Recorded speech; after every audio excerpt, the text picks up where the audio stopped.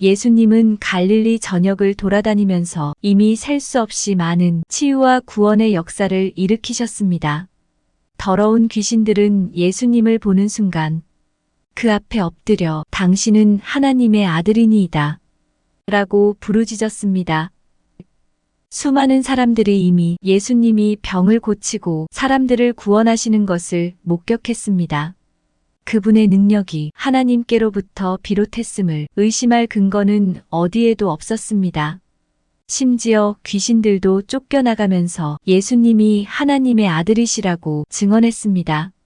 마가는 예수님 주위에 모인 군중 가운데 갈릴리와 그 경계 지역에서 구체적으로 말하면 북쪽으로는 수리아, 동쪽으로는 데가볼리와 베레아, 남쪽으로는 예루살렘과 유대로부터 온 사람들이 많았다고 진술합니다.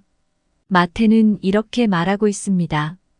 예수께서 온 갈릴리에 두루 다니사 그들의 회당에서 가르치시며 천국 복음을 전파하시며 백성 중에 모든 병과 모든 약한 것을 고치시니 그의 소문이 온 수리아에 퍼진지라.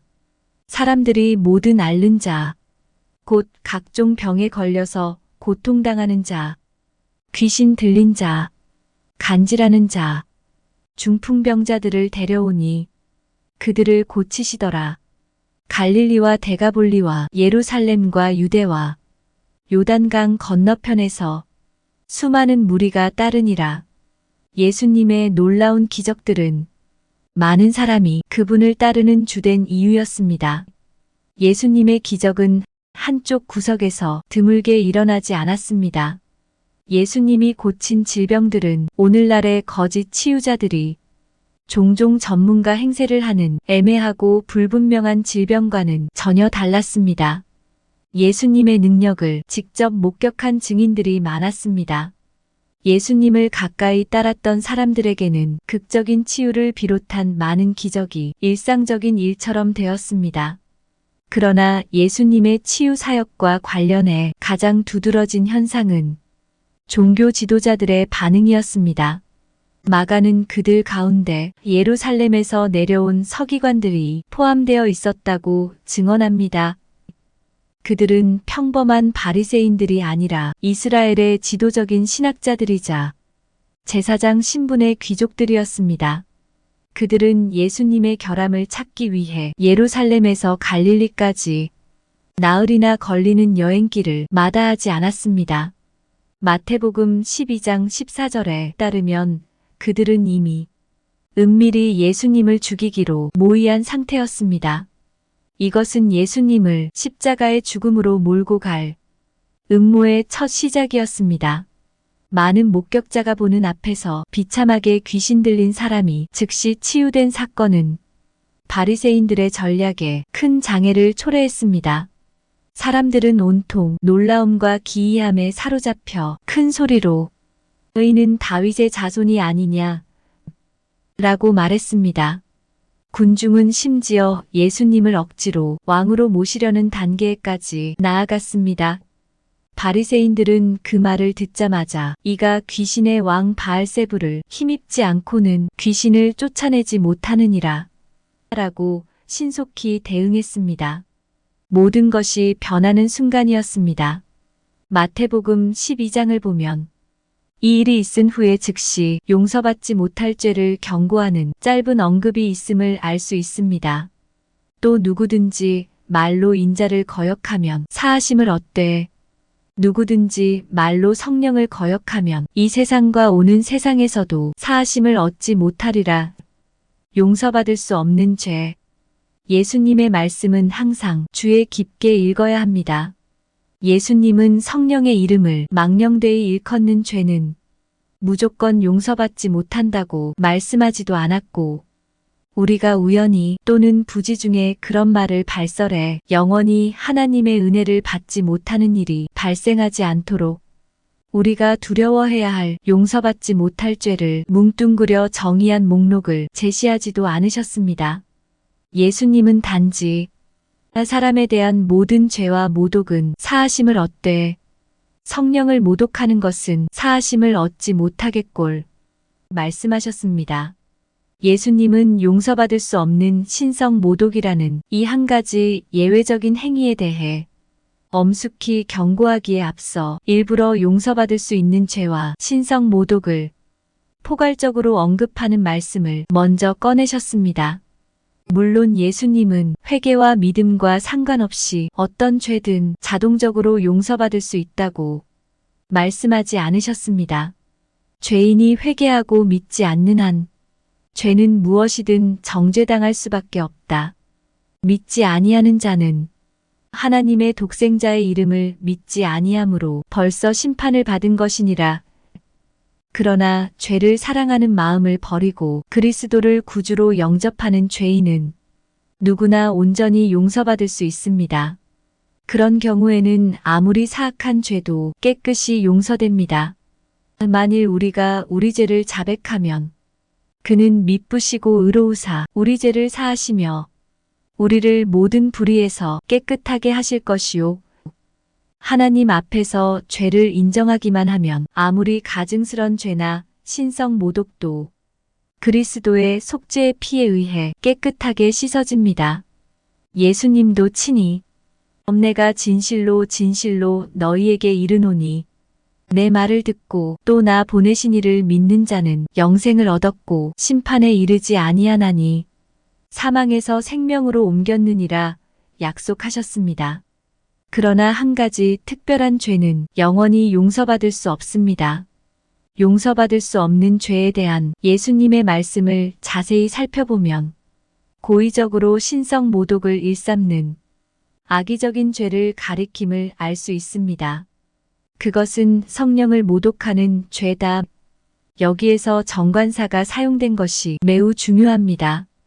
모든 죄와 모독과 이 세상과 오는 세상에서도 사하심을 얻지 못하는 한 가지 특별한 죄가 분명하게 대조되었습니다. 마태복음 12장의 문맥은 예수님이 무엇을 가리키시는지를 분명하게 보여줍니다.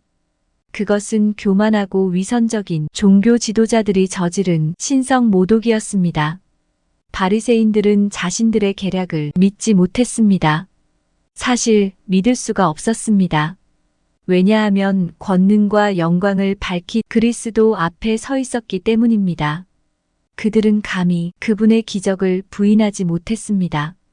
그들은 또 하나의 분명한 기적을 직접 목격했습니다.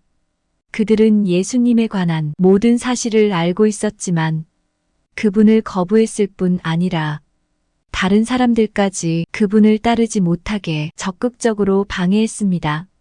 심지어 그들은 노골적인 신성 모독으로 예수님의 위신을 깎아내리려고 애썼습니다. 그들은 그분의 기적이 사탄의 능력으로 이루어진 것이라고 주장했습니다. 바리새인들의 강팍한 마음과 고의적인 태도가 그 죄를 용서받을 수 없는 죄로 만든 주된 원인이었습니다. 그들이 예수님이 성령의 능력으로 행하신 일을 사탄의 사역으로 돌렸던 이유는 무엇일까요? 그들은 예수님이 귀신을 정복하시는 것을 목격했습니다. 그들은 예수님의 신분을 온전히 알아차렸고 그분이 어떤 권위로 말씀하고 행동하셨는지를 익히 알고 있었습니다. 그러나 그들은 맹렬한 그분을 배척했습니다. 예수님을 마귀의 하수인이라고 한 그들의 말은 거짓말에 지나지 않았습니다. 예수님은 그들을 향해 직접 독사의 자식들아, 내 말로 정죄함을 받으리라 말씀하셨습니다. 이것은 거짓말과 신성 모독을 서슴지 않는 종교적 위선자들을 향한 참으로 두렵기 그지없는 최종 판결이었습니다. 그들의 죄는 너무나도 극악하고 가증스러워 예수님은 즉석에서 그들을 영원히 저주하셨습니다. 예수님은 군중 앞에서 자신의 적대자들에게 마지막 심판을 선언하셨습니다. 모든 심판의 권세를 위탁받으신 예수님은 정식으로 그들에게 유죄를 선고하셨습니다. 공적으로 이루어진 그들에 대한 판결은 돌이킬 수 없는 마지막 판결이었습니다. 그들은 스스로 선택한 강팍한 마음과 어둠 속에 영원히 봉해졌습니다. 그들의 말이 성령을 그토록 모독하는 말이었던 이유는 무엇일까요? 우선 한 가지 이유는 귀신 들린 자의 치유가 그리스도의 사역이자 성령의 사역이었기 때문입니다. 예수님의 기적은 모두 성부 하나님의 뜻에 따라 성령의 능력을 통해 이루어졌습니다. 따라서 주님의 기적이 사탄에 의해 일어났다고 말하는 것은 성령의 사역을 사탄의 사역으로 간주하는 것과 같았습니다.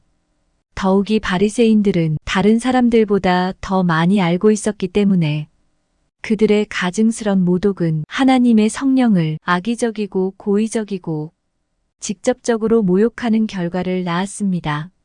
성령께서는 그리스도의 증언을 확증하시고 그분의 진리를 깨우쳐 주십니다. 증언하는 이는 성령이시니 성령은 진리니라. 6. 듣는 귀를 가진 사람들에게는 그리스도에 관한 성령의 증언이 마치 우레처럼 바리새인들이 주장하는 것과는 정반대의 의미로 확실하게 들려왔습니다. 바리새인들도 그 사실을 알았습니다. 그들이 목격한 기사와 표적은 부인할 수 없는 사실이었습니다. 그들은 자신들이 하나님을 대적하고 있다는 것을 온전히 의식하는 상태에서 신성을 모독하는 발언을 서슴지 않았고 하나님의 기름 부음을 받으신 종인 예수님에 대해 거짓을 말했으며 거룩하신 성령을 모욕했습니다. 그것이 그들의 죄였습니다.